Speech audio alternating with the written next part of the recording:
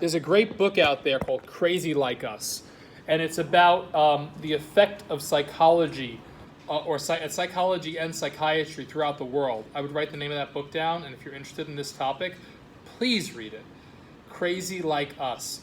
And it's the idea that America and the West, but mostly American people, are going around the world to help with psychological interventions are actually creating more harm than good, because they're introducing categories and ideas that weren't part of those cultures. They're completely foreign ideas. In some cases, and this journalist does a really good job at making the history of this. In some cases, they have ruined mental health systems in certain places in the world, or they have ruined disaster relief efforts.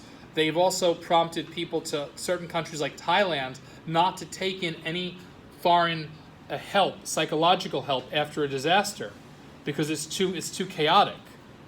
Many countries in the world don't want psychotherapists, psychiatrists coming in after disasters to help them. And there are people doing great work in that area, by the way, but there are also people that just have a very chaotic approach. In that book, he describes what happened to Sri Lanka back in about 15 years ago or something. There was a horrible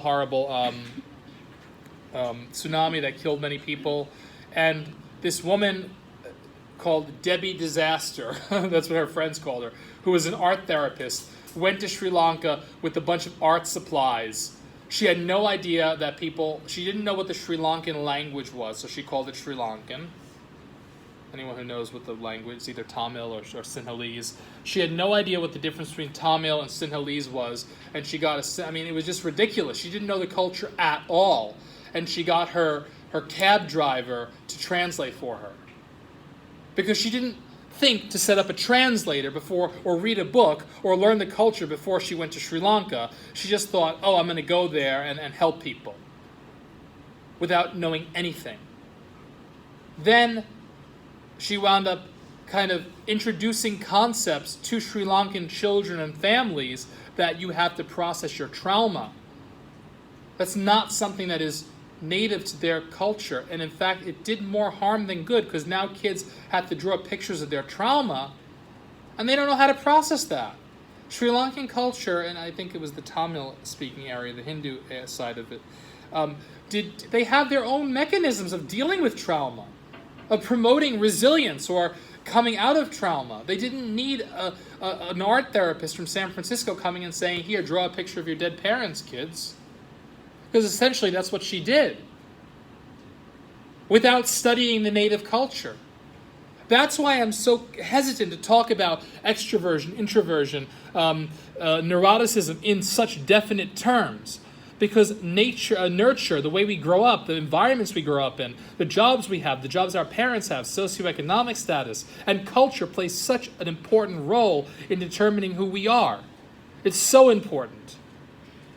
So when I talk about these things like extroversion and introversion, I'm not saying this is who you are. This is fixed. It's not fixed. It's more or less stable, but it will change over time. And you can change if you make an effort to change it. And some people do make efforts to change things in their personality. And then their personality changes completely. How many of you in this room have seen that your personality changed completely in a 10-year period? Completely. Okay, that's about half of the room. Of those who raised your hands, how many of you noticed things like you listen to different music completely? Wow, that's half. That's almost all of you. That you eat different food. How many of you did stuff like you hated sports and physical activity, but now you love them? Okay. How many of you used to be really hard to talk to people, and now you can? Yeah, so many of you are raising your hands for these things, right? Personality is fluid. It does change. But these traits, these factors are fairly stable. Extroverted people tend to look outside, tend to seek validation from the outside world. They tend to think things in the outside world are more important than things in the inside world. Now, from a psychotherapy perspective, how many of you are familiar with the different varieties of therapy? How many of you are familiar with that? Okay, Peter, a few other ones. Nobody else? Okay. So in terms of therapy, things like behavioral therapy or cognitive behavioral therapy, write that down, would work very well for extroverted people. Here's why. It focuses more on how to make change in the world. Clean your room. How do you clean your room? You divide the task up into smaller tasks, and then you take care of each smaller task. Organize a schedule. You get the person to organize their schedule. What's even worse usually is like talk to different. Oh no, it wouldn't be a good example. Have more conversations with your significant other, so you learn to listen.